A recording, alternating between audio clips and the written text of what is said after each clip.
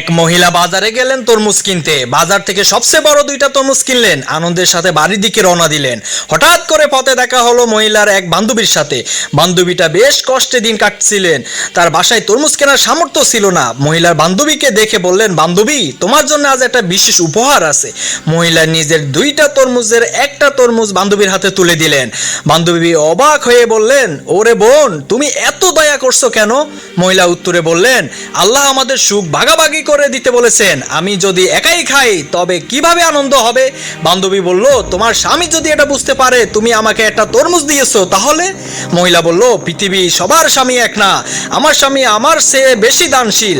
বান্ধবী খুশি হয়ে চলে গেল। ঠিক তখনই আকাশ থেকে একটা এলিয়েন নেমে আসলো। এলিয়েন বলল, আপনার এই কাজ দেখে আমি অনেক মুগ্ধ, আপনি সত্যি মানবতার উদাহরণ।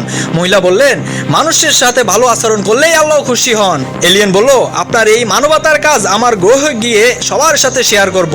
এলিয়েন আরো বলল, আল্লাহ আপনার সব সময় মঙ্গল করুক, এটাই কামনা।